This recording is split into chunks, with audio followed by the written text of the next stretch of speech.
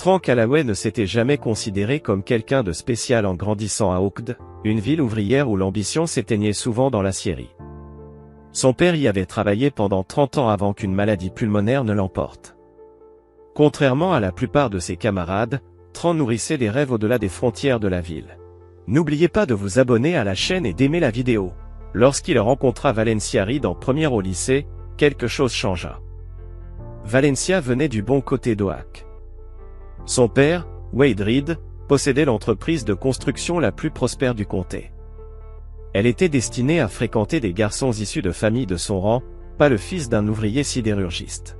« Tu es différent », lui avait-elle dit lors de leur 3e rendez-vous, alors qu'ils étaient assis au bord de Willow Creek.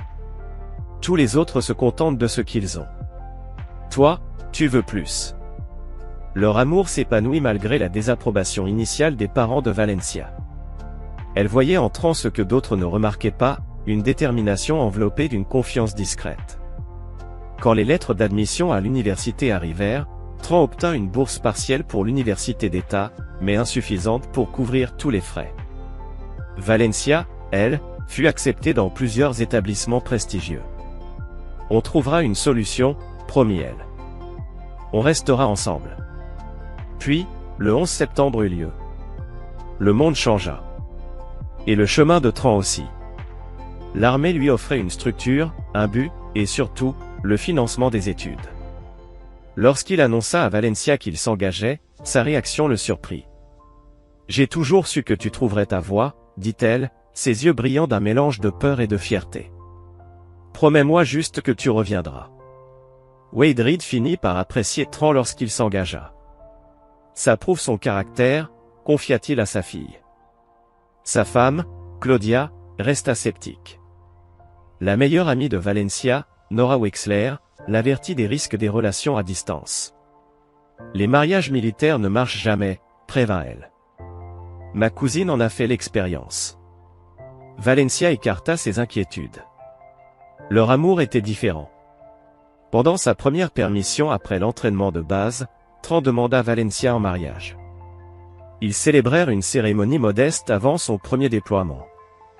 Valencia portait une simple robe blanche achetée sur un portant, au grand désespoir de sa mère. Tran, lui, était en uniforme. Ils avaient 22 ans et des promesses plein le cœur. Leur réception n'était pas luxueuse, mais elle leur appartenait. Wade porta un toast qui surprit tout le monde par sa sincérité. « À l'homme qui m'a prouvé que j'avais tort », déclara-t-il en levant son verre vers Tran. « Prends soin de ma petite fille. » Dexter est, l'ami d'enfance de Tran, fut son témoin. Il avait repris le garage automobile de son père à Oak Ridge et restait le lien le plus fort de Tran avec la maison. « T'as touché le jackpot, mec », lui murmura Dexter pendant la réception. « Ne gâche pas tout. » Mais ce que personne ne savait ce soir-là, c'était que la société de construction de Wade Reed traversait une crise financière.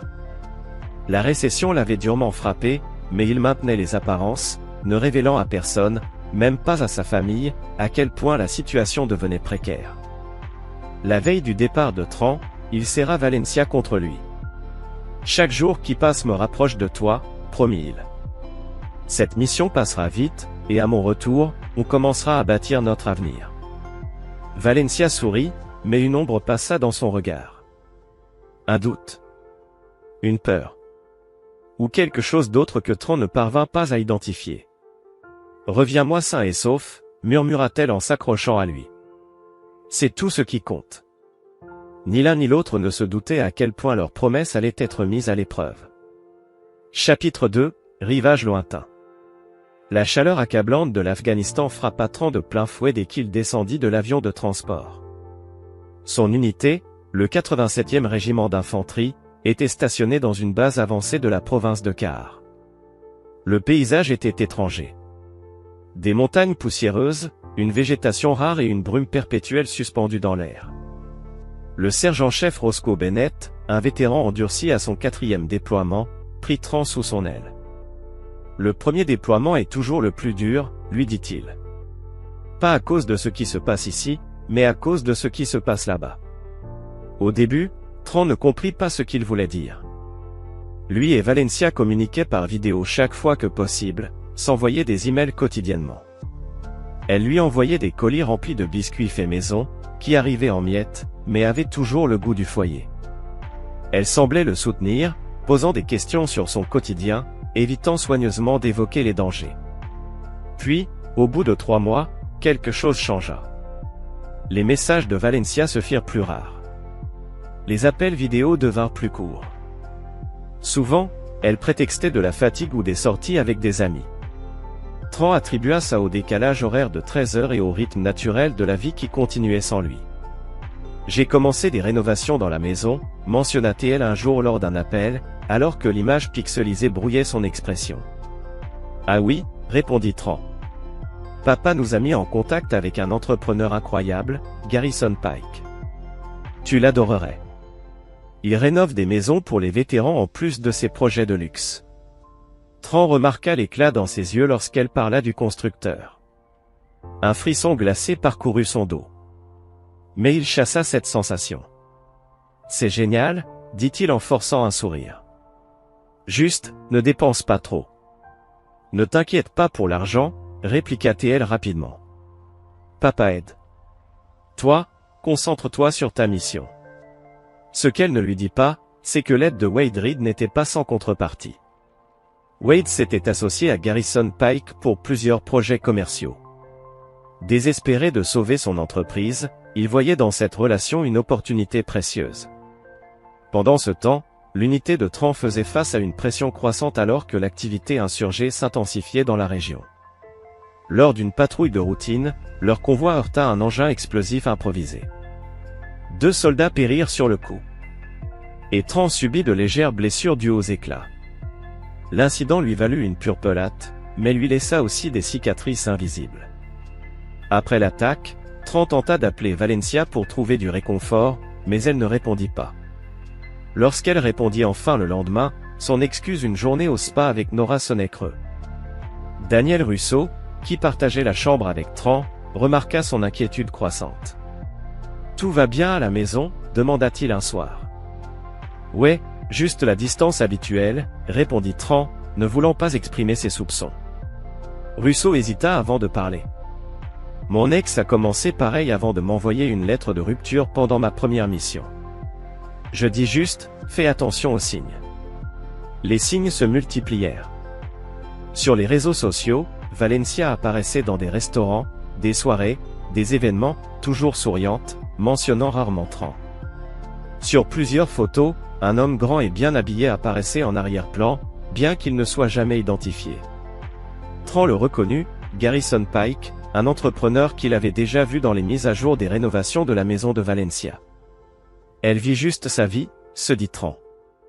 Je ne peux pas lui demander de tout mettre en pause. Puis vint l'opération dans un petit village près de la frontière pakistanaise. L'intelligence militaire indiquait qu'une cible de grande valeur s'y cachait. Mais au lieu de cela, ils tombèrent dans une embuscade. Tran reçut une balle dans l'épaule. 3 de ses camarades ne survécurent pas. Pendant sa convalescence à l'hôpital de la base, il ne reçut qu'un seul email bref de Valencia, exprimant une inquiétude générique. Pendant ce temps, Dexter lui envoya un message énigmatique. « Appelle-moi quand tu peux, frère. C'est important. » Quand Tran réussit enfin à joindre Dexter en visioconférence, il vit immédiatement que quelque chose n'allait pas. « Je ne sais pas comment te dire ça », commença Dexter, mais Valencia a été vu en ville avec ce contracteur. Il ne se cache même pas. Il travaille sur la maison, répondit Tran, défensif. Bien sûr qu'ils sont ensemble. Dexter secoua la tête. Pas juste à la maison, mec. Dîner au Riversong. Week-end au lac. Nora a essayé de l'avertir sur ce que ça donnait comme image, mais Valencia l'a envoyé balader. Tran sentit le sol se dérober sous lui. Peut-être que c'est juste professionnel. Son père travaille avec ce gars. Dexter hocha lentement la tête. C'est en partie ça. L'entreprise de Wade est en difficulté, et l'investissement de Pike la maintient à flot. Mais avec Valencia, ça a l'air personnel. Tran. Après l'appel, Tran resta allongé, fixant le plafond de l'infirmerie. Sa blessure à l'épaule n'était rien comparée à la douleur dans sa poitrine. Cette nuit-là, il rédigea un email à Valencia, lui demandant directement ce qu'il en était de Garrison Pike, mais il le supprima sans l'envoyer. À la place, il demanda un congé d'urgence pour raison familiale. Refusé. Son unité avait besoin de lui, surtout avec leurs effectifs réduits. Il lui restait 3 mois avant la rotation à la maison. 3 mois à se demander ce qu'il attendait à Oaked. Chapitre 3, Illusion brisée. L'unité de Tran rentra à Fort Drane, New York, par un frais matin d'automne. Après les formalités de retour à la base, les soldats retrouvèrent leur famille. Tran balaya la foule du regard. Il vit des étreintes, des enfants courant vers leur père, des épouses se jetant dans les bras de leur mari, mais pas de Valencia. Il sortit son téléphone et trouva un message envoyé le matin même. « Désolé, je ne peux pas venir à New York. Urgence à la maison. On se voit à la maison. Je t'aime. » Dexter lui avait proposé de venir le chercher, mais Tran avait refusé, voulant que Valencia soit là. Il regretta immédiatement cette décision en montant seul dans la navette pour l'aéroport. À son arrivée à Oaked Regional Airport, il trouva Dexter qui l'attendait. « Je me suis dit que tu aurais peut-être besoin d'un chauffeur, » dit Dexter en le serrant dans ses bras. Sur la route menant à la maison de Tran, une modeste maison de 3 chambres qu'il avait achetée avec sa prime d'engagement avant son départ en mission, Dexter resta étrangement silencieux. « Dis ce que tu as à dire », lâcha finalement Tran. Dexter serra le volant plus fort. « Je ne sais pas ce qui t'attend chez toi. Mais prépare-toi. Les choses ont changé. Avec Valencia.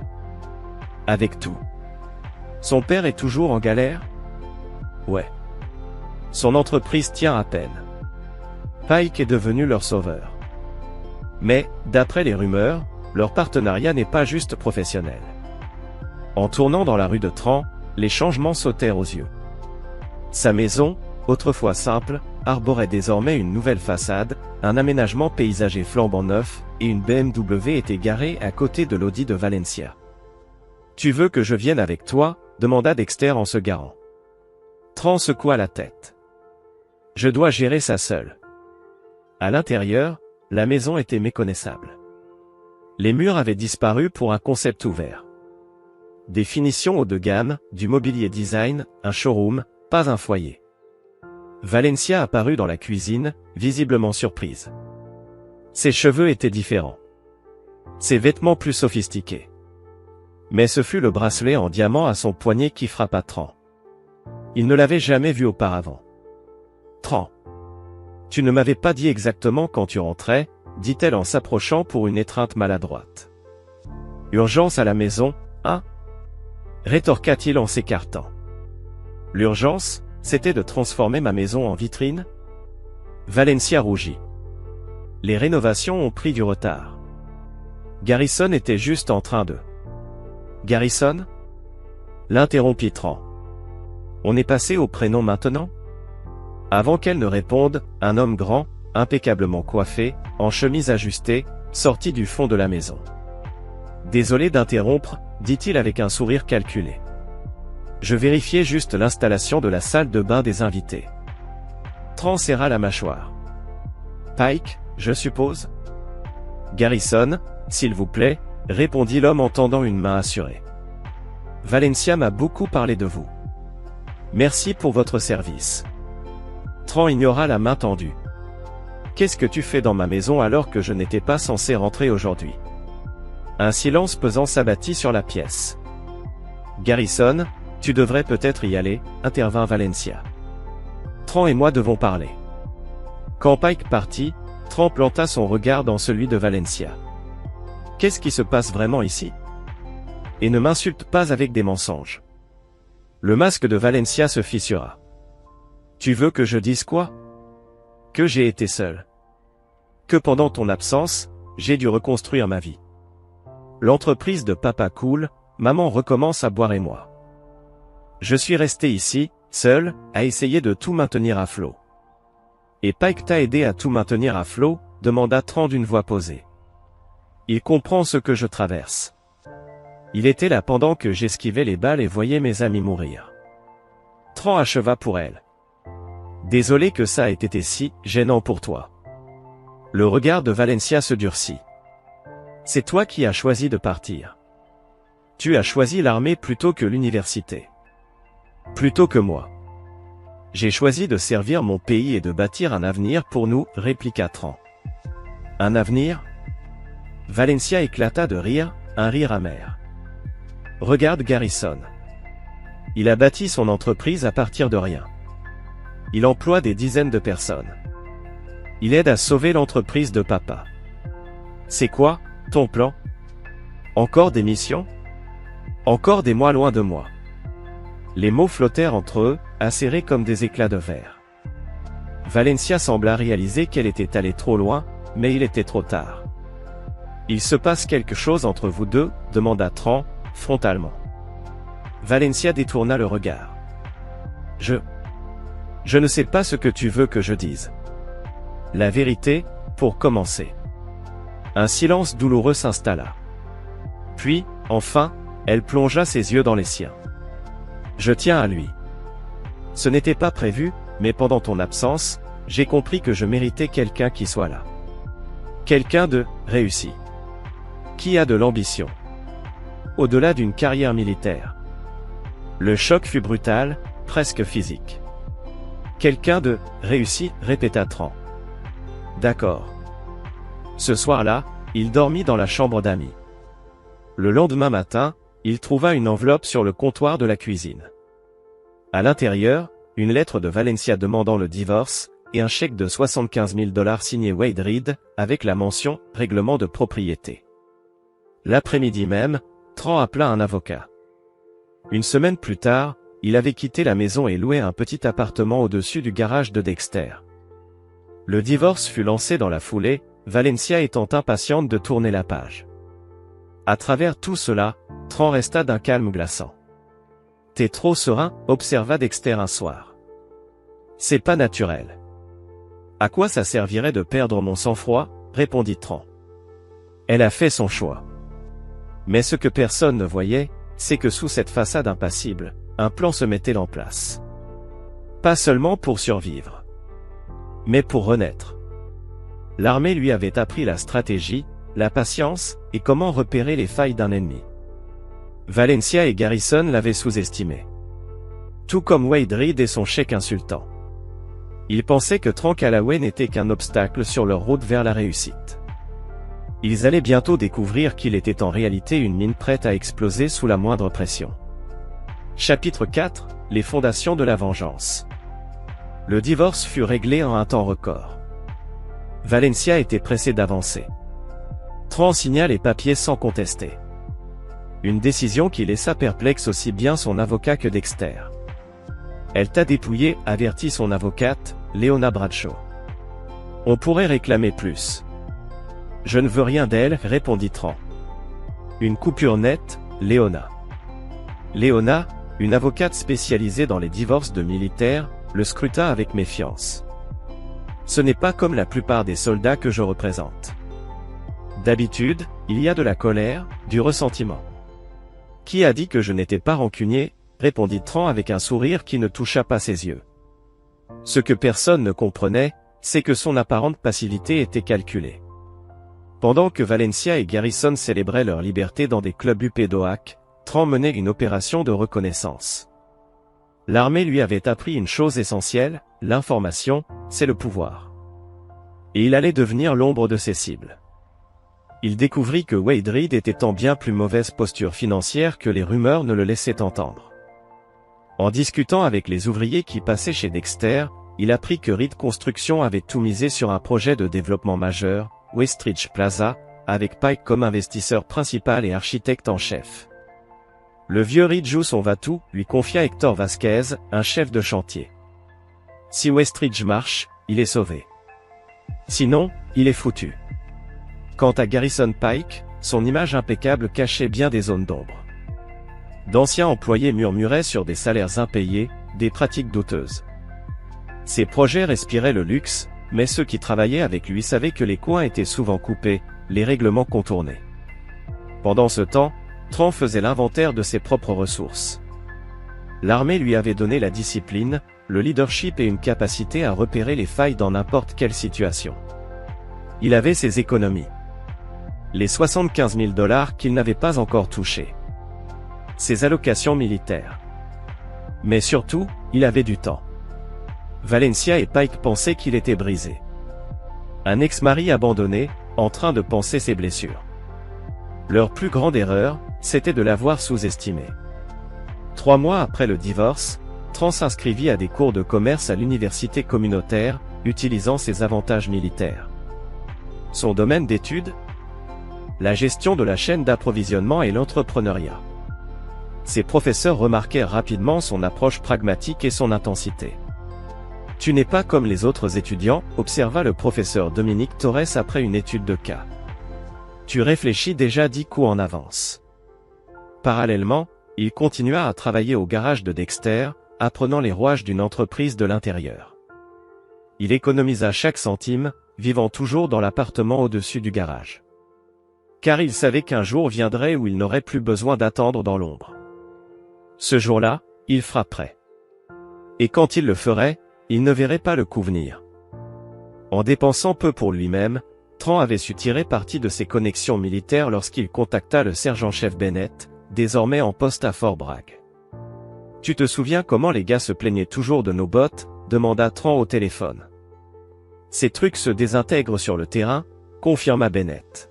« De la camelote standard. »« J'ai peut-être une solution », répondit Tran. « Tu pourrais me mettre en contact avec certains de tes gars ? J'ai besoin de retours concrets. » Ravi d'avoir des nouvelles de son ancien camarade, Bennett accepta immédiatement.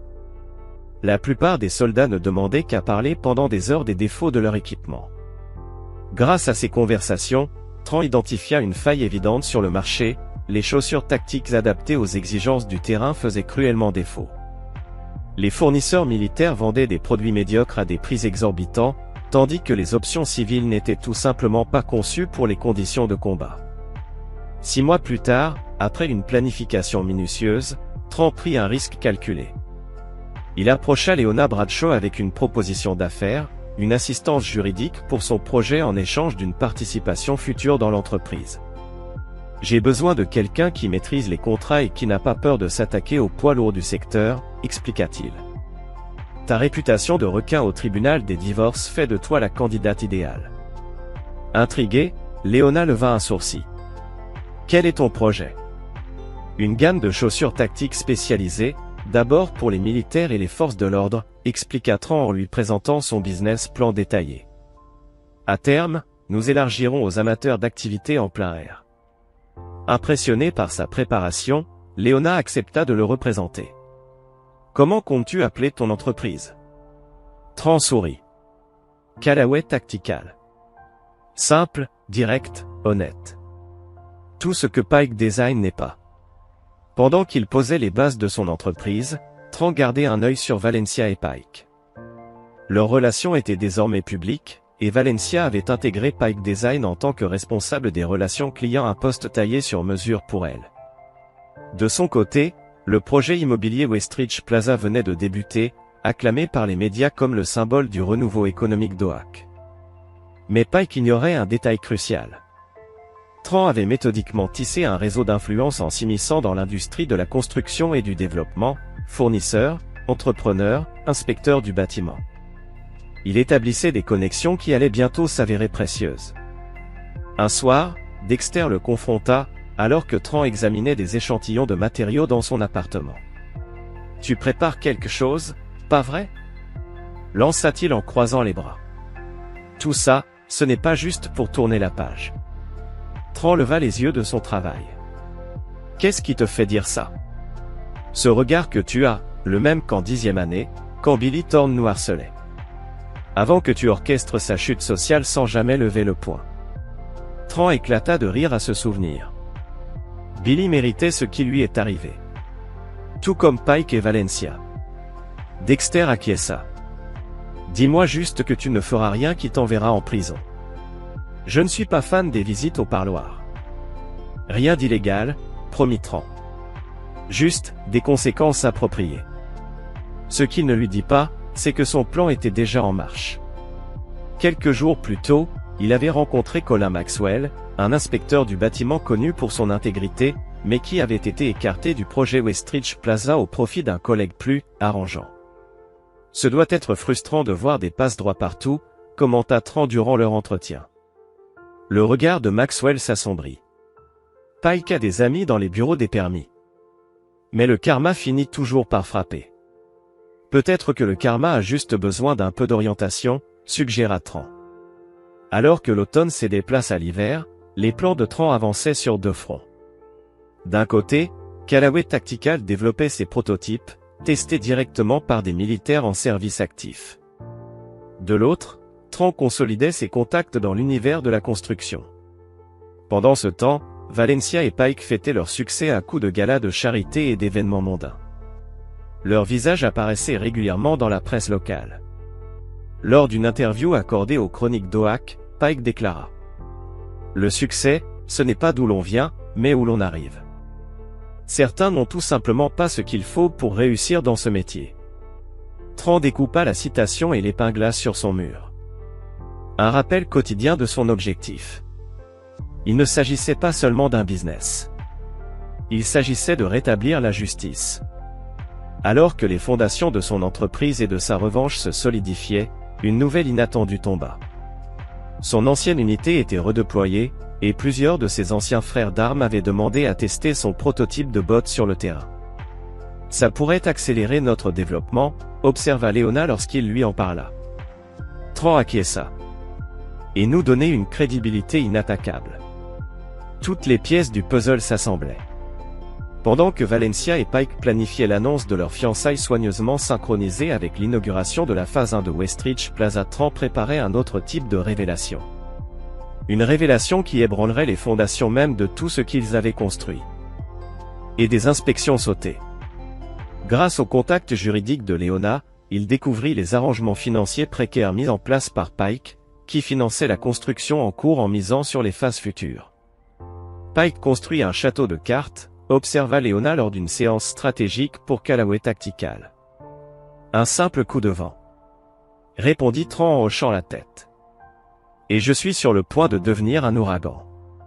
Son opportunité arriva 6 mois après le début du projet Westridge, lorsque Winston Baxter, l'agent de sécurité du chantier, passa à l'atelier de Dexter pour un problème de frein. Le stress me tue, confia Winston en attendant les réparations. Pike nous pousse à terminer le pavillon principal pour un grand événement d'inauguration, mais il y a des problèmes. Des problèmes sérieux, demanda Tran, l'air décontracté. Suffisamment pour que je documente tout et envoie des lettres recommandées pour me couvrir, répondit Winston. Je ne veux pas être entraîné dans cette affaire quand tout éclatera. Ce soir-là, Tran passa 2 appels. Le premier à Colum Maxwell, l'inspecteur du bâtiment écarté du projet Westridge.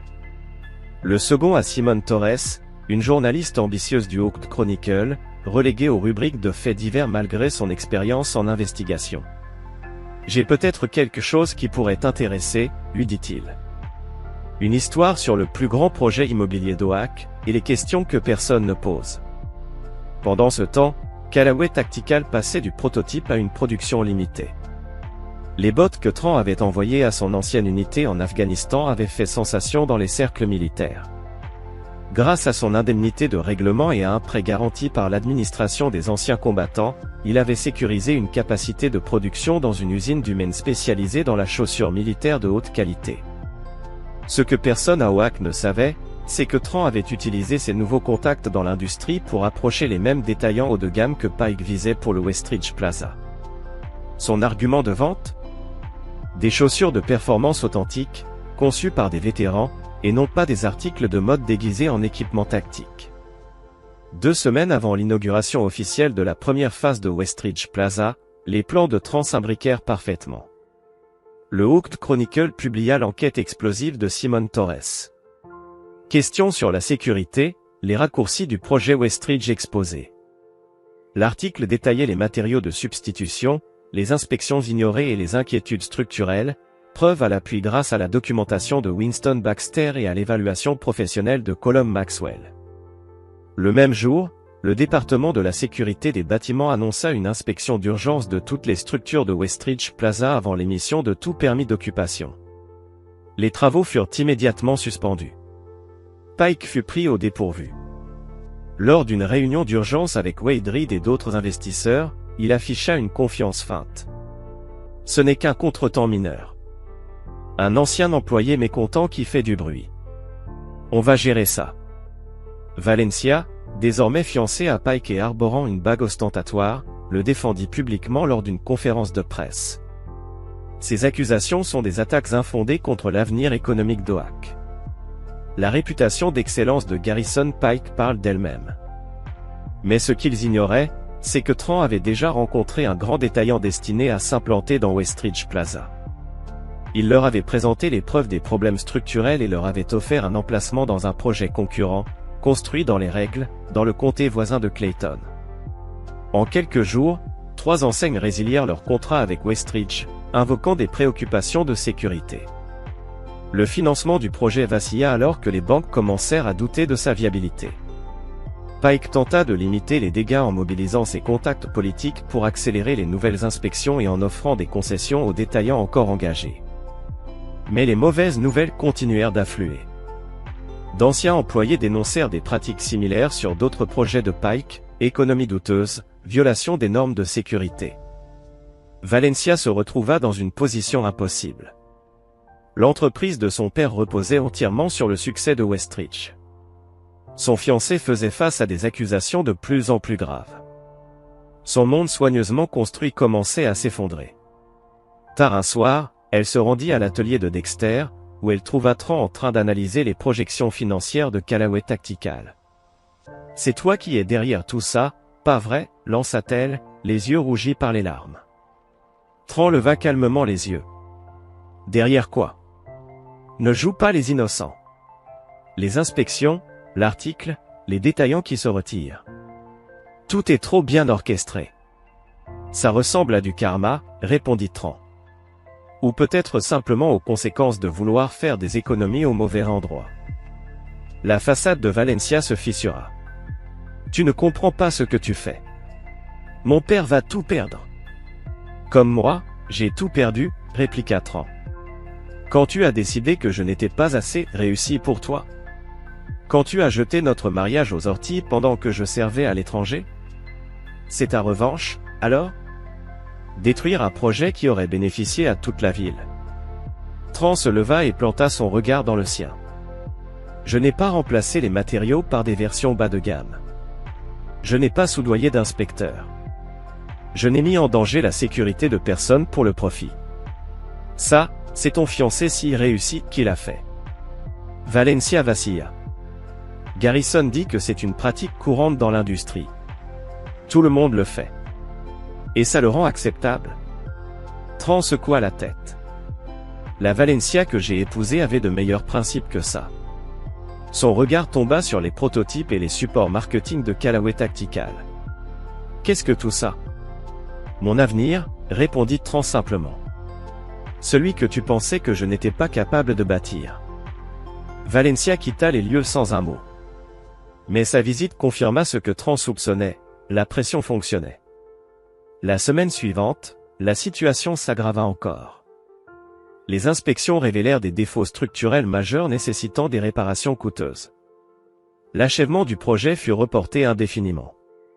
Les investisseurs exigèrent des réponses et menacèrent de se retirer. Pike, acculé, s'entêta. Lors d'une conférence de presse, il dénonça une campagne de diffamation orchestrée par ses concurrents et d'anciens employés. Sans le nommer, l'allusion à Tran était évidente. Mais Pike n'avait pas anticipé que Tran détenait les plans originaux du bâtiment, prouvant noir sur blanc la fraude sur les matériaux et les méthodes de construction. Ces preuves furent transmises anonymement au procureur, accompagnées d'un rapport détaillé sur les implications en matière de sécurité publique.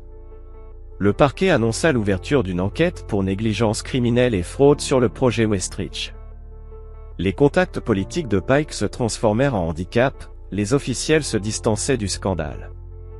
Pendant ce temps, Valencia découvrit des irrégularités financières dans les comptes de Pike, il avait puisé dans les fonds de l'entreprise pour couvrir ses dépenses personnelles extravagantes. Quand elle le confronta, son charme disparut instantanément. « Occupe-toi de tes affaires », rétorqua-t-il sèchement. « Je sauve ce projet et l'entreprise de ton père. Montre un peu de gratitude. » Mais leur relation, fondée sur l'ambition commune, était sur le point de voler en éclats. L'attirance superficielle commença à s'effilocher sous une pression réelle. Valencia découvrit que ce Pike n'était pas la visionnaire à succès qu'elle imaginait, mais plutôt une personne qui prenait des raccourcis et rejetait la faute sur les autres au lieu d'assumer ses responsabilités, tout ce que Tran n'était pas. Le coup de grâce survint lorsque 3 des principales banques finançant Westridge Plaza exigèrent le remboursement immédiat de leurs prêts en raison de violations matérielles des accords de développement. Pike n'avait pas la liquidité nécessaire pour couvrir ces demandes, et l'entreprise de Wade Reed n'était pas en mesure d'intervenir. Au plus fort de la crise, Tran lança Callaway Tactical avec une campagne médiatique mettant en avant des témoignages de militaires en activité. Le slogan de l'entreprise, construit avec intégrité, testé au combat, envoyait un message à peine voilé contrastant avec la réputation vacillante de Pike. Quelques jours après son lancement, Callaway obtint un contrat limité avec une unité des forces spéciales, un label de crédibilité immédiat. Très vite, les commandes affluèrent de la part de militaires et d'agents des forces de l'ordre, séduits par la qualité des bots plébiscités au sein de la communauté des vétérans. Lorsque Pike tenta d'obtenir un financement d'urgence pour sauver Westridge Plaza, il découvrit avec stupeur que les investisseurs potentiels avaient déjà été approchés pour l'expansion de Callaway Tactical. Séduits par l'approche de Tran et l'authenticité du produit, plusieurs décidèrent de soutenir son entreprise plutôt que de miser sur Pike. L'effondrement de ce dernier fut total lorsque Wade Reed, acculé financièrement, prit une décision désespérée. Il alla voir Tran en personne, le retrouvant dans la petite usine de fabrication que Callaway venait d'établir en périphérie d'Oak. « Tu as gagné », lâcha Wade, semblant plus vieux que son âge. Pike est fini. Valencia est dévastée. Ça te suffit comme vengeance ? Tran observa calmement son ancien beau-père. Il n'a jamais été question de vengeance, Wade. Il s'agit de conséquences.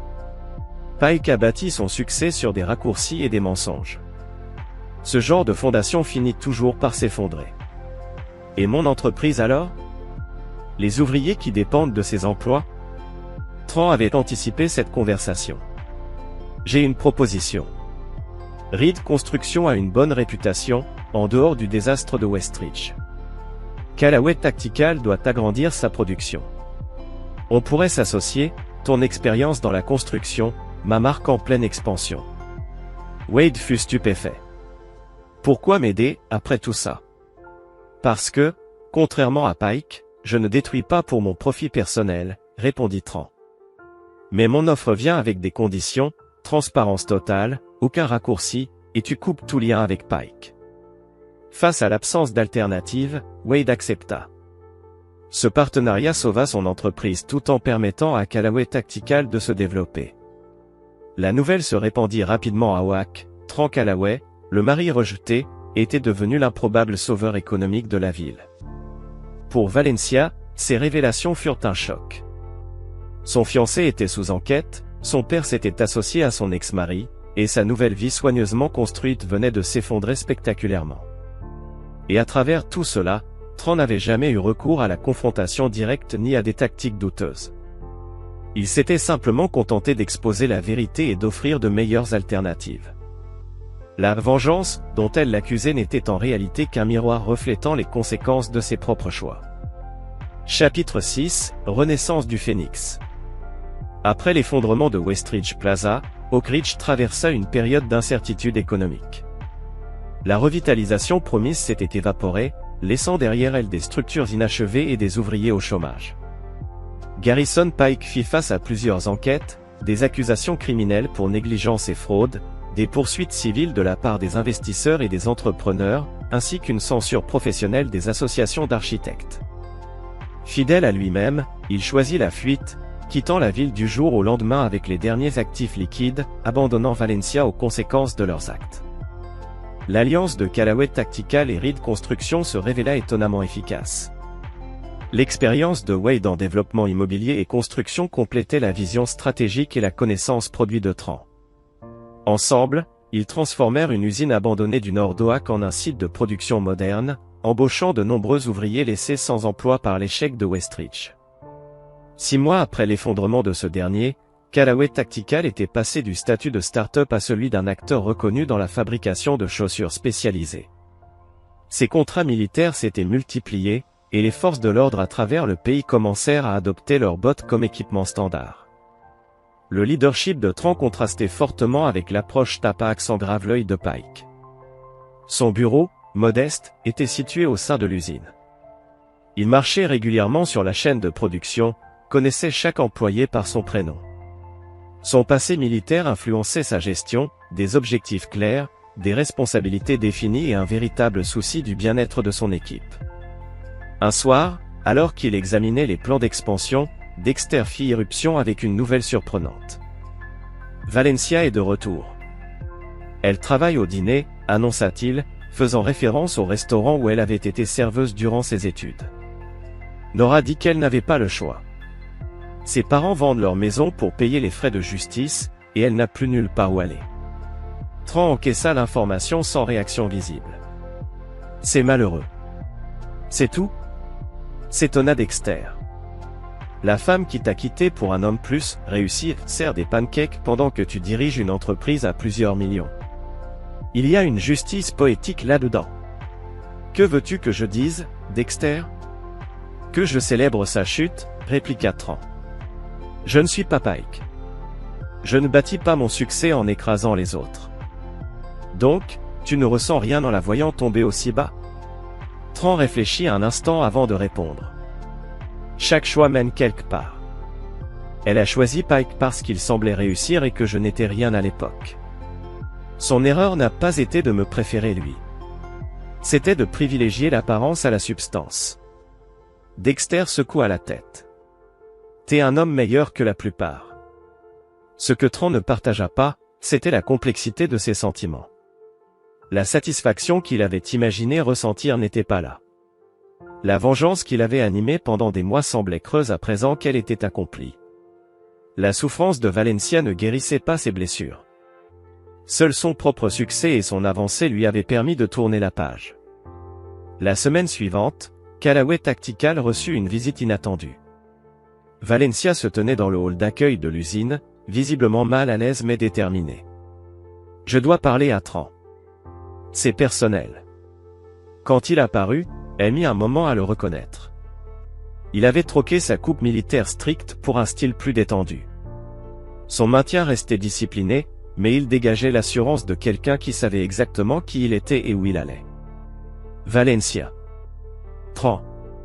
Parlons dans mon bureau. Une fois la porte fermée, elle se lança, la voix tremblante. Je sais que c'est toi qui as tout orchestré. Les inspections, l'article, le retrait des investisseurs. Tu as détruit Garrison et pris l'entreprise de mon père en même temps. Pourquoi? Humilier quelqu'un à ce point était-il nécessaire? Détruire ma vie en valait-il la peine? Tran s'adossa à son bureau, calme.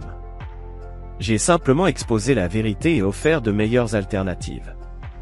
Tout ce qui s'est passé découle des choix de Pike et des tiens. Valencia pâlit. J'ai fait une erreur. Non, coupa Tran. Tu as fait un choix. Et ce choix a révélé qui tu étais vraiment. Et nous alors? Est-ce que ce que nous avions comptait pour toi? L'expression de Tran s'adoucit légèrement. Cela signifiait tout pour moi. C'est pour ça que ta lettre m'a autant blessé. Je mérite quelqu'un de plus accompli. Ces mots l'avaient hanté chaque jour alors qu'il bâtissait son entreprise. Valencia tressaillit en entendant ses propres paroles lui être renvoyées. J'avais tort, admit-elle à voix basse. Sur tant de choses. Oui, répondit Tran sans animosité. Mais ton erreur n'a pas été de me quitter. C'était de mesurer la réussite avec les mauvais critères. Un silence s'installa, puis Valencia demanda. Et maintenant, qu'est-ce qui va se passer entre nous? Rien. Ce chapitre est clos, répondit Tran. Mais si tu parles de ton avenir, ça ne dépend que de toi. Facile à dire, venant de ta position, lâcha-t-elle avec amertume. Moi, j'ai tout perdu. Non, corrigea Tran. Tu as perdu l'illusion de tout posséder. Comme moi, le jour où je suis rentré et que je t'ai trouvé avec Pike. La seule différence, c'est ce que nous avons construit ensuite. Leur conversation fut interrompue par l'arrivée de Leona Bradshaw pour un rendez-vous prévu. En voyant Valencia, elle haussa un sourcil mais resta professionnelle. « Je repasse plus tard » demanda-t-elle. « Non, on a terminé » répondit Tran en se tournant vers Valencia. « Bonne chance, Valencia. »« Je le pense sincèrement. » Alors qu'elle quittait les lieux, son regard s'attarda sur le mur affichant les valeurs fondamentales de Callaway Tactical: intégrité, résilience, innovation, objectif. Autrefois, ces mots lui auraient semblé naïfs. Aujourd'hui, ils résonnaient comme un jugement sur ce qu'elle avait autrefois valorisé et perdu. Reconstruire sur des ruines. Le soir même, Tran retrouva Wade Reed à l'usine pour discuter de l'expansion. Malgré leur passé compliqué, ils avaient su développer une relation professionnelle fonctionnelle. « Valencia est venue te voir aujourd'hui » fit remarquer Wade. Ce n'était pas une question. « Oui » répondit Tran. « Elle traverse une période difficile. Claude et moi faisons ce que nous pouvons, mais les frais juridiques. » Tran hocha la tête. « J'ai entendu dire que vous vendiez la maison. » « Pas le choix » admit Wade. « Pike nous a laissés avec la plupart des dettes. Le partenariat avec toi a sauvé l'entreprise, mais nos finances personnelles, c'est une autre histoire. » Une fois leur réunion terminée, Tran prit une décision qui le surprit lui-même. Grâce à un arrangement anonyme facilité par Léona, il racheta la maison des Reed à son prix intégral sur le marché, permettant à la banque de la placer dans un programme de location à tarif réduit pour que la famille puisse y rester. Quand Dexter apprit cela, il fut stupéfait. « Après tout ce qu'ils t'ont fait, pourquoi les aider ?» Tran peina à mettre des mots sur sa réponse.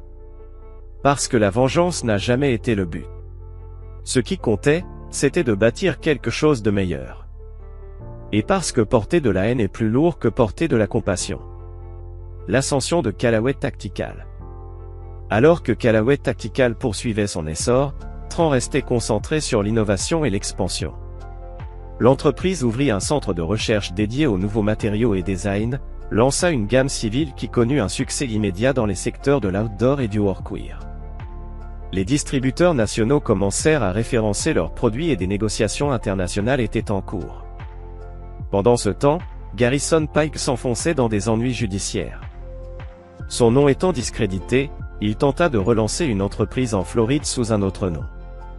Mais son passé le rattrapa rapidement, des clients l'identifièrent et alertèrent les autorités. Quant à Valencia, elle reconstruisait lentement sa vie. Elle s'inscrivit à des cours dans un collège communautaire tout en continuant à travailler dans un dîner. Servir les autres au lieu d'être servi fut une révélation. L'humilité imposée par sa situation lui permit une vraie introspection. Un an après l'effondrement du Westridge Plaza, Oakd s'était relevé. Le succès de Callaway Tactical avait généré de nouvelles opportunités économiques. Le site abandonné de Westridge fut racheté par un promoteur régional qui, en collaboration avec Reed Construction, en fit un développement mixte plus modeste mais durable. Tran, désormais âgé de 31 ans, avait atteint une réussite que ni lui ni Valencia n'auraient imaginée durant leur mariage. Pourtant, ce n'était pas la réussite matérielle qui le motivait, mais le fait d'avoir bâti quelque chose d'authentique. Une entreprise qui incarnait ses valeurs et créait une vraie valeur pour les autres. Sa vengeance, si l'on pouvait l'appeler ainsi, ne résidait pas dans la chute de Valencia et Pike. Elle consistait à prouver que l'intégrité et la persévérance pouvaient mener plus loin que les raccourcis et les illusions. Chapitre 7, la construction d'un empire. 5 ans après la catastrophe du Westridge Plaza, Callaway Tactical s'était transformé en Callaway Performance System, un fournisseur global d'équipements tactiques, de formation et de conseils. L'entreprise avait des opérations dans tout le pays et des contrats dans 12 pays. Son siège restait à Oakd, bien que l'usine d'origine ait été agrandie plusieurs fois pour répondre à la demande. L'ancienne zone industrielle avoisinante s'était métamorphosée en un parc d'affaires dynamique, regroupant fournisseurs, partenaires technologiques et services annexes, tous intégrés à l'écosystème Callaway. Le style de leadership de Tran était devenu légendaire. Son passé militaire dictait sa philosophie de gestion, objectifs clairs, responsabilités définies, un vrai souci de son équipe. Mais c'était surtout sa vision stratégique qui démarquait Callaway de ses concurrents. Tandis que d'autres poursuivaient des tendances, Callaway s'attaquait aux vrais problèmes rencontrés sur le terrain. La différence entre nous et les autres, expliquait Tran aux nouvelles recrues, c'est que nous n'oublions jamais qui nous servons et ce qui est en jeu quand nos produits sont utilisés. Cette approche sans compromis leur valut des contrats avec des unités d'élite, des agences fédérales et des organisations de sécurité internationale. Leurs protocoles de test, basés sur des conditions réelles, devinrent une norme dans l'industrie. Le développement de la division formation et conseil se fit naturellement, les clients sollicitant de plus en plus d'accompagnement sur l'implémentation des équipements et les procédures opérationnelles. Pour bâtir cette branche, Tran recruta d'anciens militaires aux compétences pointues, leur offrant une nouvelle carrière tout en enrichissant l'expertise de Callaway. À tous les niveaux, Tran Callaway incarnait le succès. L'entreprise employait plus de 500 personnes, générait un chiffre d'affaires dépassant 100 millions de dollars, et les magazines spécialisés le citaient comme un leader visionnaire ayant bouleversé le marché par l'innovation et l'authenticité. Malgré sa réussite professionnelle, Tran restait discret sur sa vie privée. Il vivait dans une ferme modernisée sur 30 hectares à l'extérieur d'Oakd, où il trouvait un refuge après des journées exigeantes. Ses cercles proches restaient restreints, Dexter et quelques frères d'armes. Lors d'un rare dîner chez Tran, Leona Bradshaw, désormais directrice juridique de Callaway et une de ses plus proches alliées, observa. « Tu n'en parles jamais vraiment, de ton parcours, de ce qui t'a mené là. » Tran sourit. « Parce que ce n'est pas l'histoire que les gens croient. » « Ah bon? Et quelle est la vraie histoire alors? » Il choisit ses mots avec soin. « Ce n'est pas une histoire de revanche. Ni une façon de prouver que Valencia avait tort. » Il marqua une pause. « C'est une histoire de quête de sens. L'armée me l'avait donné une fois. Et quand je l'ai perdu? Et là, je devais trouver un nouveau moteur pour avancer. Construire un empire est devenu cette motivation. Bâtir quelque chose de significatif, corrigea Tran.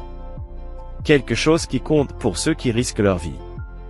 La taille de l'entreprise n'avait jamais été l'objectif.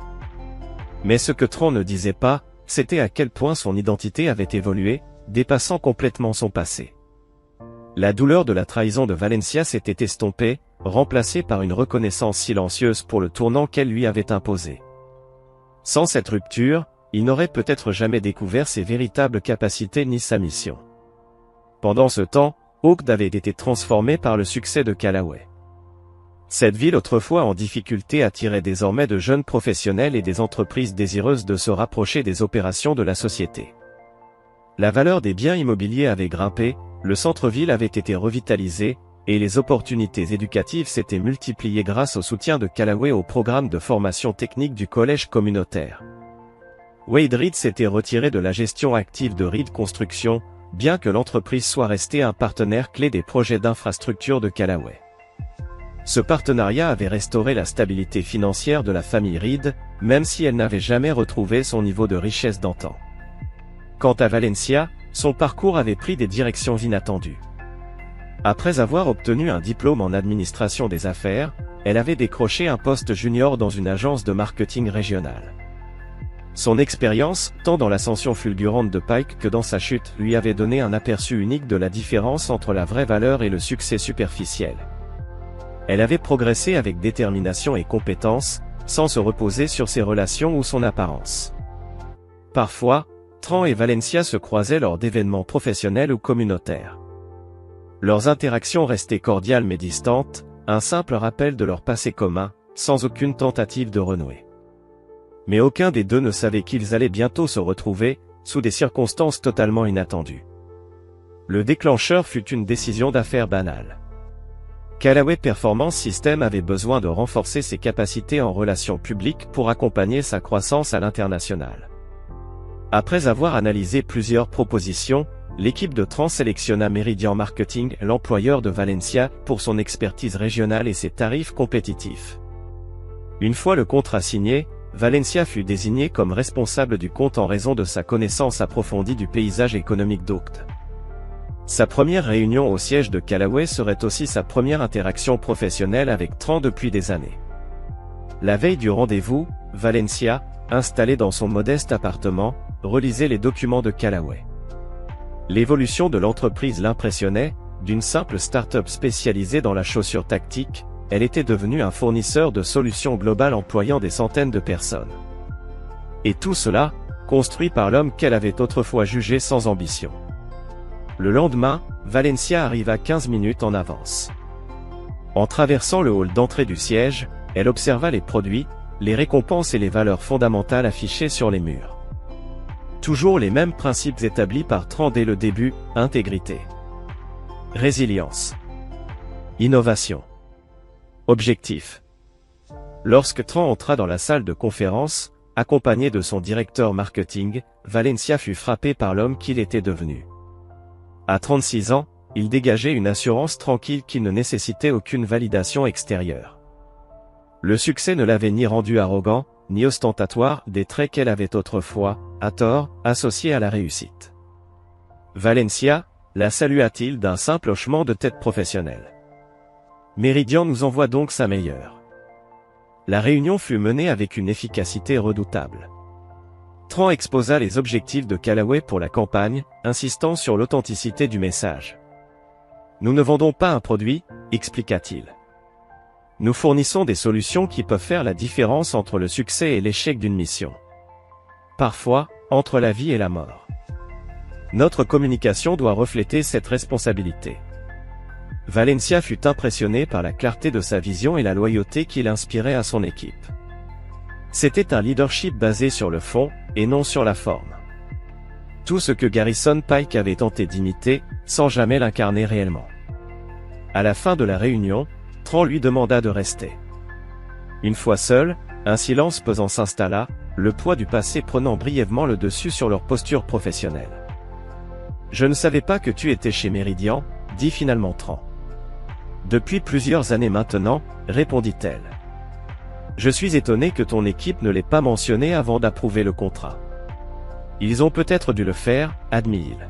« Je ne microgère pas leurs décisions. » Après un court silence, il ajouta. « Cette collaboration va-t-elle poser un problème pour toi ?» Valencia soutint son regard. « Non. C'est du business. Je suis compétente dans ce que je fais. Aujourd'hui, vraiment compétente. Pas juste bien connectée ou bien placée. » Tran hocha la tête. « J'ai entendu de bons retours sur ton travail. Meridian a été choisi pour ses mérites. » « Merci, » répondit-elle sincèrement. « Et pour toi ? Travailler avec moi, est-ce un problème ? » « Le passé, c'est le passé, » déclara Tran simplement. « Nous avons tous les deux avancé. » Alors qu'elle rassemblait ses affaires pour partir, Valencia hésita, puis céda à sa curiosité. « Puis-je te poser une question ?» Elle fit un geste vers le bâtiment, englobant tout ce que Tran avait accompli. Tout ça, aurait-il existé si nous étions restés ensemble? Si je ne t'avais pas quitté pour Pike? Tran la regarda, considérant sérieusement la question. Je ne sais pas. Peut-être, mais pas avec la même intensité, ni dans le même délai. Parfois, nos pires moments mènent à nos plus grandes réussites. Sa réponse philosophique la surprit. L'homme blessé qu'elle avait abandonné aurait réagi tout autrement. Mais cet homme-là, il avait transcendé la douleur et en avait tiré de la sagesse. Un signe indéniable de son évolution. D'une voix plus douce, elle ajouta. « Pour ce que ça vaut. J'ai regretté pendant des années la façon dont j'ai géré les choses. Pas seulement être parti, mais la manière dont je l'ai fait. Ce que je t'ai écrit. » L'expression de Tran resta indéchiffrable. « Nous avons tous des regrets, Valencia. La vraie question, c'est ce que nous en faisons. » Lorsqu'elle partit, Tran resta debout près de la fenêtre de son bureau, contemplant le campus Callaway. Cette rencontre avait ravivé des souvenirs qu'il enfouissait sous le poids de la gestion quotidienne et de la stratégie d'entreprise. Pas seulement ceux de la trahison de Valencia, mais aussi ceux de l'homme qu'il avait été autrefois, défini par les attentes des autres plutôt que par sa propre mission. Ce soir-là, il appela Dexter, qui avait transformé son garage en une chaîne régionale grâce à un investissement précoce de Tran. « Valencia va gérer notre communication internationale », expliqua Tran après les salutations. « Eh bien, ça, c'est un sacré retour de karma », siffla Dexter. « Alors, ça t'a fait quoi de la revoir ?» Tran hésita. « Étrange, mais pas comme je l'aurais imaginé. C'était comme croiser quelqu'un d'un autre temps. Ce qu'il ne partagea pas, c'était ce vide qu'il avait ressenti. Alors qu'ils travaillaient ensemble sur la présentation, Valencia observa attentivement l'approche de leadership de Tran. Elle remarqua à quel point il avait intégré son expérience militaire dans sa méthodologie de travail, mettant l'accent sur des performances fiables sous pression, une communication claire et un soutien indéfectible envers ceux qui se trouvent en première ligne. « Tu as créé quelque chose de remarquable », lui dit-elle après une session stratégique particulièrement intense. Pas seulement une réussite, mais quelque chose qui a du sens. Tran la fixa un instant avant de répondre, c'est toujours là qu'était la différence entre Pike et moi. Lui voulait le succès pour lui-même, pour l'image, le statut. Moi, je voulais résoudre de vrais problèmes pour des gens dont la vie dépend du bon équipement. Ce commentaire laissa un silence entre eux, une référence implicite au choix qu'elle avait fait par le passé et aux conséquences qui en avaient découlé. Plutôt que de se défendre, Valencia hocha la tête. Je le comprends maintenant. À l'époque, ce n'était pas le cas. Leur conversation fut interrompue par une nouvelle qui allait précipiter leur confrontation avec le passé. Garrison Pike venait d'être libéré de prison après avoir purgé 3 ans pour fraude et crimes financiers. Selon les médias locaux, il était revenu à Oakd, clamant sa réhabilitation et sa volonté de se racheter. Chapitre 8, les fantômes du passé. Le retour de Garrison Pike à Oakd provoqua des remous dans toute la communauté. Les médias locaux couvraient sa libération avec scepticisme, rappelant les dommages économiques causés par ses pratiques frauduleuses. Ses anciens associés prirent leur distance, refusant de compromettre leur réputation en renouant avec lui. Dans ses déclarations publiques, Pike affichait une posture d'humilité et de rédemption. « J'ai payé pour mes erreurs », déclara-t-il au Oakd Chronicle. « Maintenant, je veux redonner à la communauté que j'ai blessée, à travers des entreprises légitimes. » Peu de gens croyaient en sa transformation, mais Pike s'obstina à reconstruire sa présence dans la ville. Il loua un modeste bureau en centre-ville, bien loin de ses anciens quartiers luxueux, et fonda Pike Consulting, se positionnant comme un conseiller pour les petites entreprises et les entrepreneurs. Lorsque Tran apprit le retour de Pike, sa réaction fut mesurée. « Tant qu'il reste dans la légalité et loin de mon entreprise, sa présence ne me concerne pas », déclara-t-il à son équipe dirigeante, inquiète des potentielles perturbations. Pour Valencia, la situation était plus compliquée. À son retour, Pike l'avait immédiatement contacté, demandant une rencontre pour apaiser les tensions et réparer les erreurs du passé. Elle refusa fermement, mais son insistance la troublait. Il continue d'appeler, confia-t-elle à Nora lors d'un déjeuner. Il dit qu'il a changé et veut s'excuser sincèrement. Nora, qui était restée son amie malgré sa chute et sa reconstruction, était sceptique. Garrison ne s'excuse pas. Il manipule. Il veut quelque chose. Ce n'est pas une vraie clôture, admit Valencia, même si elle comprenait intellectuellement la situation. Pourtant, cela ravivait en elle des émotions non résolues. Travailler avec l'entreprise de Tran, tandis que Garrison tente de renouer le contact, c'est comme si mon passé et mon présent entraient en collision. Cette collision devint plus intense lorsque Pike commença à faire publiquement l'éloge de Callaway Performance System, vantant son rôle dans l'innovation d'Oakd et exprimant un intérêt pour de potentielles collaborations. Son approche évidente pour s'associer au succès de Callaway attira l'attention des médias, forçant Tran à réagir officiellement. Dans un communiqué, l'entreprise clarifia sa position. Callaway Performance System n'a aucune relation avec M. Pike et n'a aucun intérêt à en établir une. Nos critères de sélection de partenaires commerciaux incluent un historique démontré d'intégrité et de pratiques transparentes. Ce rejet public mit Pike en colère. Son récit de réhabilitation nécessitait l'acceptation des entreprises influentes. Dès lors, il se concentra sur Valencia, intensifiant ses efforts pour la reconquérir à la fois comme validation personnelle et comme moyen d'accéder au monde de Tran. Il devient de plus en plus insistant, confia Valencia à Tran après une réunion de projet. Il se présente à mon bureau, m'envoie des cadeaux extravagants, ça affecte mon travail. Tran fronça les sourcils. As-tu envisagé une ordonnance restrictive? Ça me semble excessif, mais son comportement devient de plus en plus imprévisible, admit-elle. Hier, il a mentionné mon travail avec Callaway. Il semblait obsédé par ça. C'est inquiétant, reconnut Tran. Pike a toujours été obsédé par l'image et les connexions. Te voir travailler avec moi après tout ce qu'il s'est passé doit réveiller ses pires insécurités. Ce qu'il n'avait pas anticipé, c'est à quel point Pike allait rapidement passer de l'agacement à une menace active. La semaine suivante, des blogs spécialisés publièrent des articles insinuant que les standards de fabrication de Callaway étaient discutables et que son ascension fulgurante impliquait des raccourcis similaires aux pratiques passées de Pike. Bien que les accusations soient vagues et infondées, elles semèrent le doute alors que Callaway préparait une présentation cruciale pour un contrat de défense. Fournisseurs et partenaires demandèrent des garanties, tandis que les concurrents amplifièrent les rumeurs. Leona, la responsable des enquêtes internes, retrouva rapidement la source des rumeurs, des contacts liés à Pike.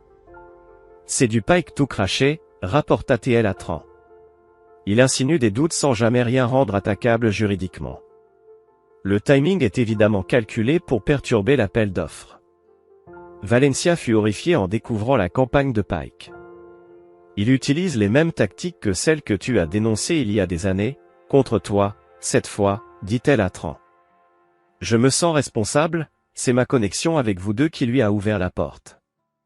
Tu n'es pas responsable de ces actes, répondit Tran fermement. Mais ta connaissance de ces méthodes pourrait nous aider à le contrer. À l'approche de la présentation du contrat de défense, les attaques de Pike devinrent plus sophistiquées. Des analystes financiers reçurent des « informations anonymes » insinuant que la croissance de Callaway était insoutenable. Des employés furent approchés pour partager d'éventuels problèmes de sécurité avec les agences de réglementation. Pike exploitait chaque contact et chaque stratégie pour saboter l'entreprise que Tran avait bâtie. La situation atteignit un point critique lorsque Pike parvint à obtenir des documents marketing confidentiels liés au contrat de défense. Un employé junior de Meridian, qui avait travaillé pour lui par le passé, lui avait transmis les informations. Cette fuite compromettait des éléments sensibles de la stratégie de Callaway. Valencia découvrit la brèche et alerta immédiatement ses supérieurs chez Meridian ainsi que Tran. Pike a manipulé mon collègue en exploitant leurs relations passées, expliqua-t-elle. Il planifie cela depuis des semaines. Face à cette crise, Tran réunit en urgence son équipe dirigeante et son service juridique. Nous avons deux défis, déclara-t-il. Premièrement, sécuriser notre proposition et adapter notre stratégie. Deuxièmement, neutraliser la campagne de Pike sans perdre notre concentration sur nos objectifs. Tandis que l'équipe technique de Callaway révisait sa présentation, Leona élabora une contre-offensive. Nous devons exposer ces méthodes, sans tomber dans ces tactiques.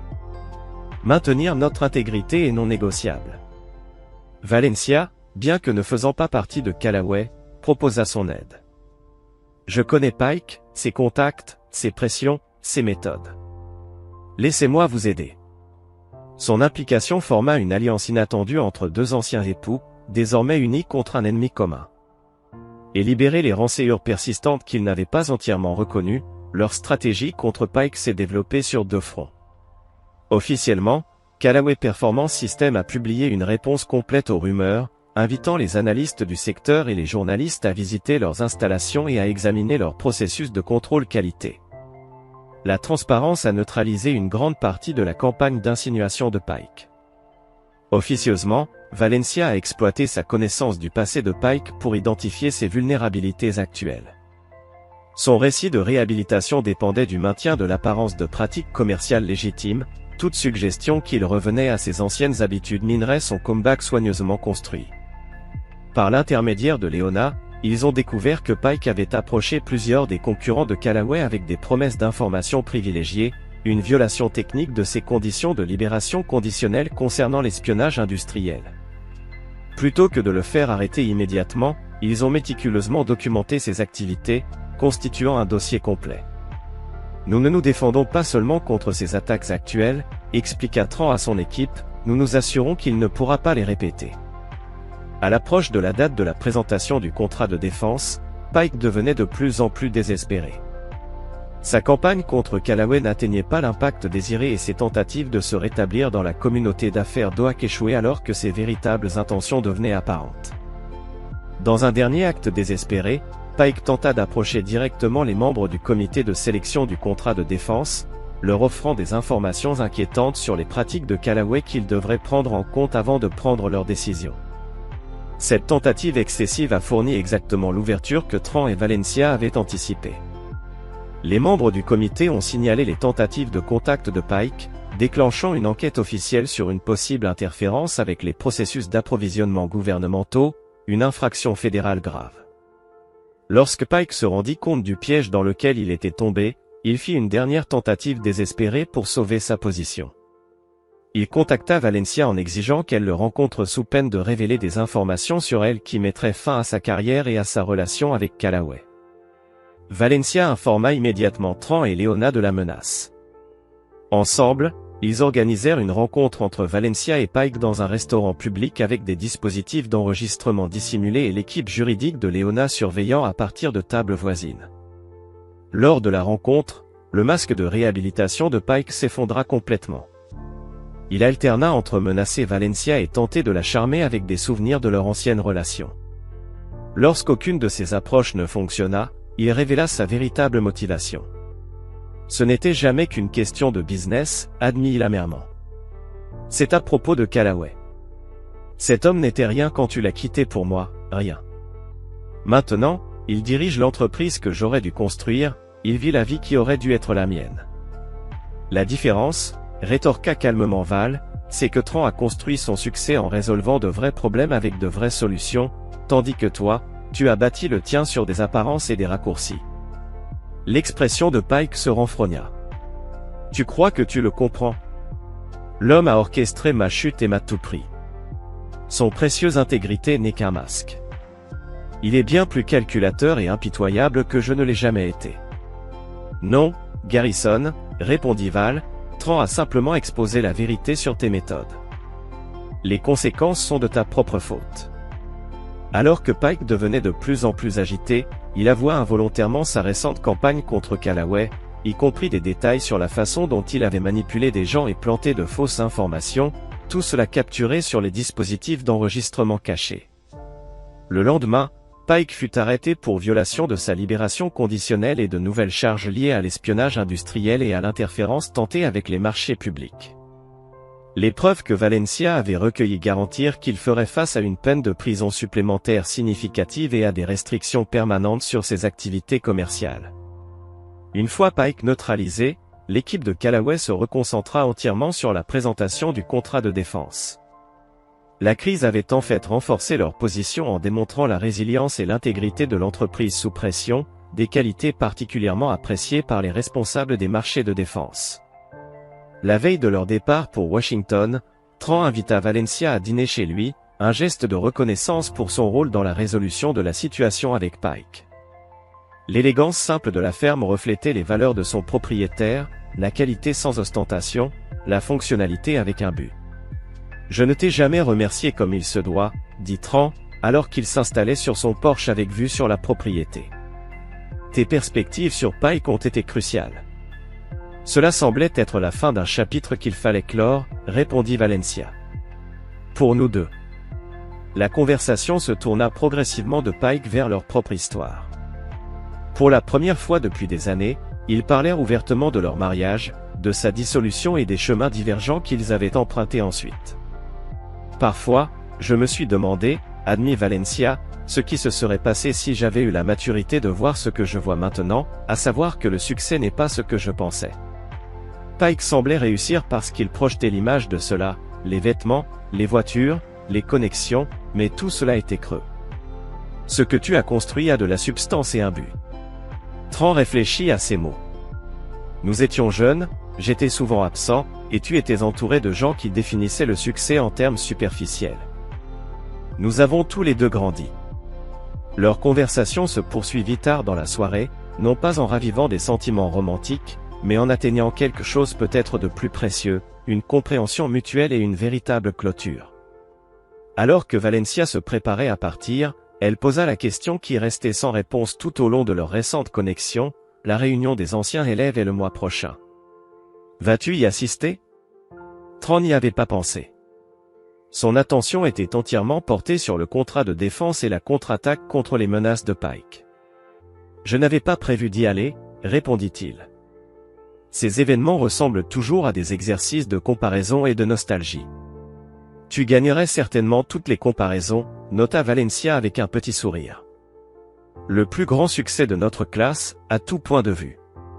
Ce n'était jamais le but, répondit Tran. Je sais. C'est pourquoi tu mérites cette reconnaissance, dit Valencia. Réfléchis Y, ça pourrait être une conclusion appropriée à ce chapitre pour nous deux. Tandis qu'elle s'éloignait, Tran réfléchit à l'invitation et à ce qu'elle représentait.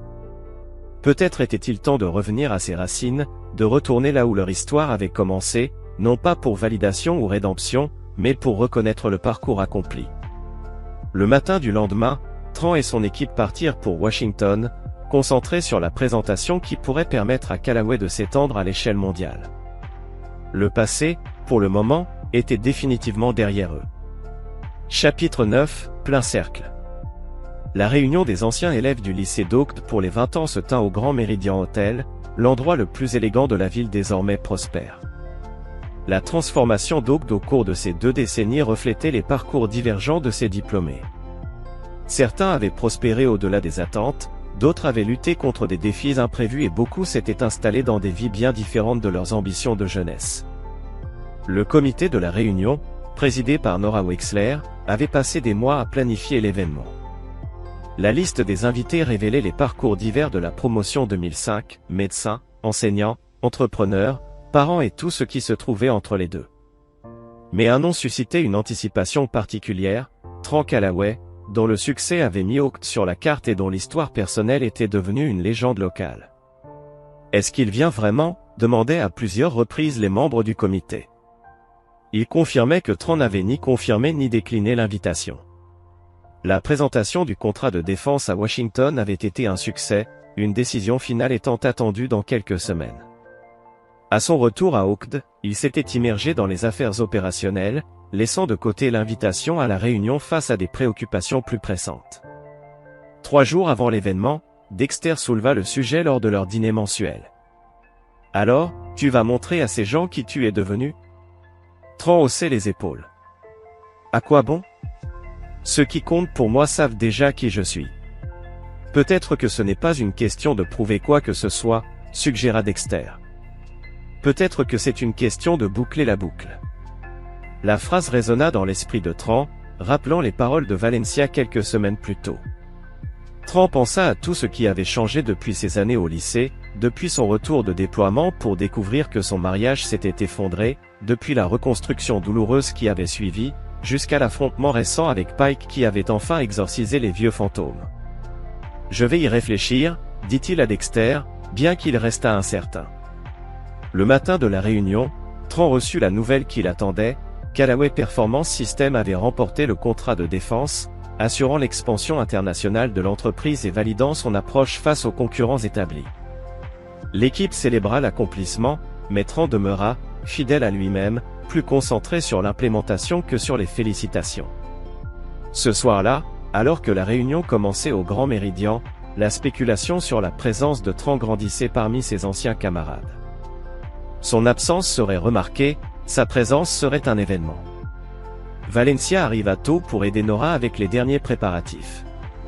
Elle avait hésité à venir.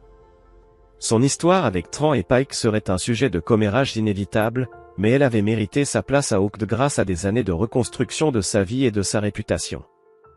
Elle appartenait à cette réunion autant que n'importe qui. Et Nora a fait un excellent travail avec les préparatifs. « Je suis surpris que tu sois venu, » répondit-elle honnêtement. Dexter et toi avez tous les deux souligné l'importance de boucler les cercles, dit Tran. Il semblait que c'était le moment idéal. Leur échange fut observé avec fascination par ceux qui se trouvaient à proximité, dont beaucoup avaient suivi la trajectoire dramatique de leur relation à travers les ragots locaux au fil des années. Ce qu'ils ont observé n'était ni une tension gênante ni une réconciliation romantique, mais quelque chose de plus nuancé, un respect mutuel entre 2 personnes qui avaient parcouru des chemins difficiles pour devenir leur véritable selve. Au fur et à mesure que les retrouvailles se poursuivaient, Tran fut abordé par d'anciens enseignants, camarades de classe, et même par les parents de Valencia qui étaient présents en tant que chaperons. L'interaction de Wade Reed avec son ancien gendre fut particulièrement remarquée, cordiale et respectueuse, reflet de leur relation professionnelle actuelle plus que de leur passé compliqué. Le comité des retrouvailles avait prévu une série de récompenses légères pour les participants, l'enfant qui avait voyagé le plus loin, celui ayant connu le plus de changements de carrière. Lorsqu'ils annoncèrent le prix de la personne la plus réussie, la salle éclata en applaudissements avant même que le nom de Tran ne soit prononcé. Il accepta la reconnaissance avec grâce, mais détourna l'attention vers les réalisations collectives de leur promotion. Le succès ne se mesure pas par la taille de l'entreprise ou le chiffre d'affaires, remarqua-t-il dans un bref discours. Il réside dans la construction de quelque chose de significatif, que ce soit une entreprise, une famille, une contribution à la communauté ou tout simplement devenir celui que vous étiez destiné à être. Ces mots résonnèrent profondément en Valencia, qui en comprit toute la signification personnelle.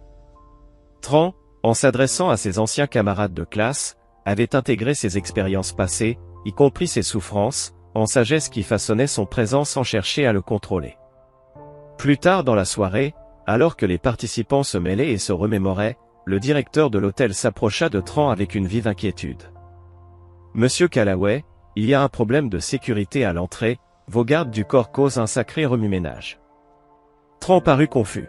« Je n'ai pas de garde du corps. » La situation se clarifia lorsqu'ils arrivèrent dans le hall.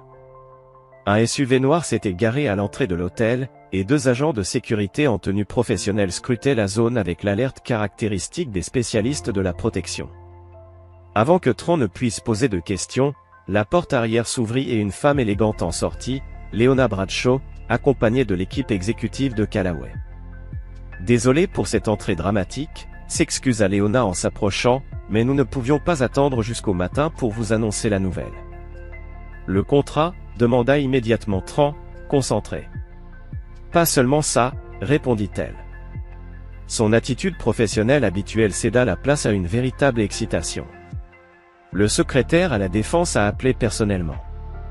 Ils n'adoptent pas seulement notre équipement, ils mettent en œuvre l'intégralité de notre protocole de formation pour les unités des opérations spéciales. C'est bien plus que ce que nous avions proposé. L'importance de cette nouvelle était capitale, les méthodes de Callaway influenceraient désormais les opérations militaires au plus haut niveau, validant la vision de Tran au-delà de ses objectifs les plus ambitieux. Tandis que Tran absorbait la nouvelle, ses anciens camarades de classe se rassemblaient dans le hall, témoins de la scène avec une prise de conscience croissante, les agents de sécurité, la déférence de l'équipe exécutive envers Tran, l'importance évidente du moment confirmait ce que beaucoup avaient entendu, mais que peu avaient véritablement compris au sujet de l'ascension de Tran Callaway. Valencia, se tenant non loin, ressentit un mélange complexe d'émotions, de la fierté pour l'accomplissement de Tran, de l'admiration pour le leader qu'il était devenu, et une prise de conscience amère de sa propre cécité passée face à son potentiel. Quand Tran se tourna pour la voir, il traversa le hall pour partager ce moment. « Tout ce que nous avons construit, cela va vraiment faire une différence maintenant, lui dit-il à voix basse. Pour les opérateurs sur le terrain, ce qui compte vraiment. Tu as toujours compris ce qui comptait vraiment, répondit Valencia. Je suis désolé de ne pas l'avoir vu plus tôt. Autour d'eux, leurs anciens camarades observaient avec fascination, alors que la femme qui avait un jour déclaré que Tran n'était pas assez réussi, se tenait désormais devant lui, le triomphe de son entreprise se déployant en temps réel. Certains s'attendaient peut-être, voire espéraient, un moment d'humiliation publique ou de rejet. Cela aurait achevé le récit de vengeance qu'ils avaient construit autour de l'ascension de Tran.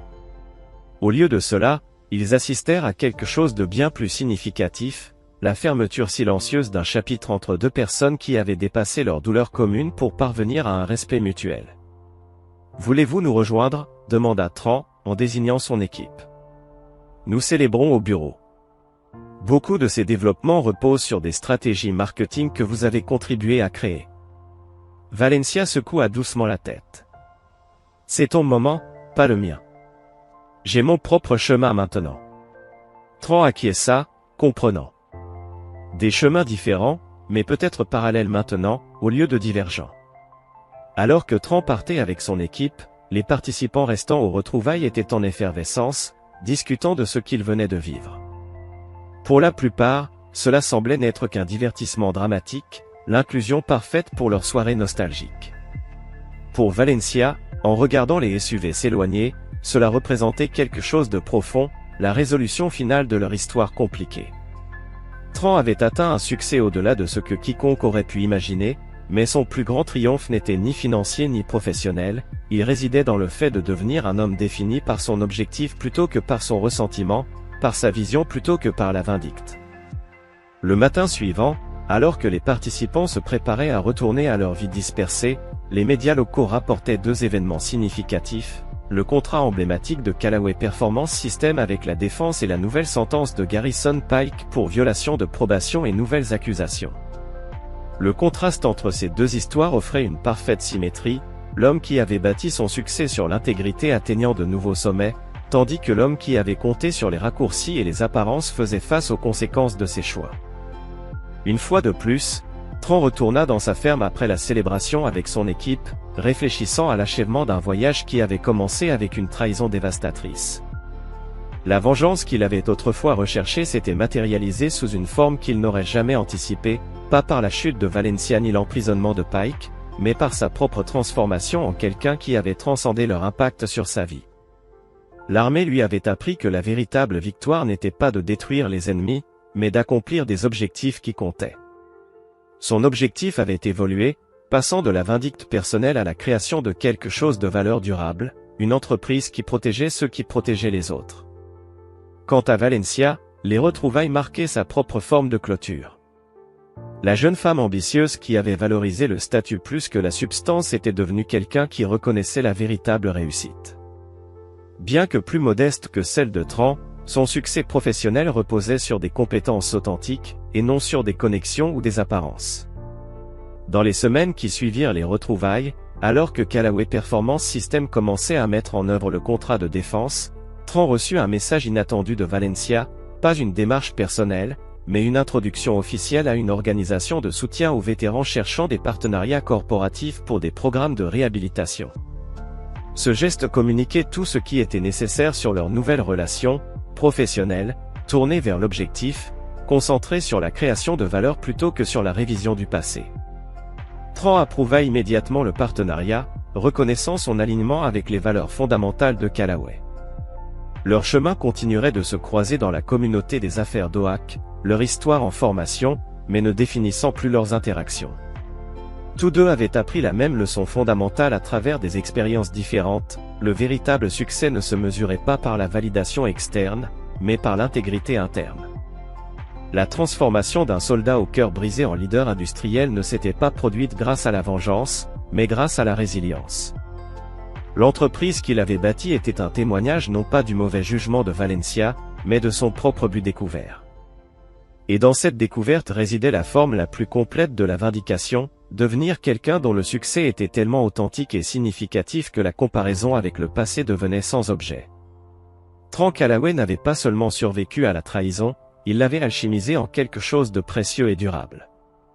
Le fantasme de vengeance consistant à rejeter Valencia lors de la réunion d'anciens élèves avait été remplacé par quelque chose de bien plus significatif, la création d'une vie tellement porteuse de sens que le rejet ou l'acceptation des autres, même de sa part, ne définissait plus sa valeur. C'était la véritable victoire, le triomphe authentique, le cercle le plus complet de tous. Et voilà, une autre histoire prend fin. Qu'en avez-vous pensé?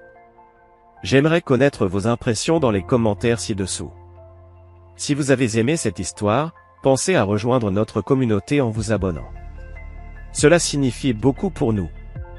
Pour d'autres histoires comme celle-ci, consultez les vidéos recommandées à l'écran et je vous y verrai.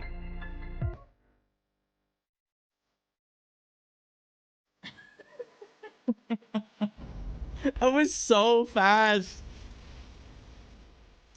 Wow. Wow. I'm just trying to soak it in, you know? I'm trying to not freak out right now.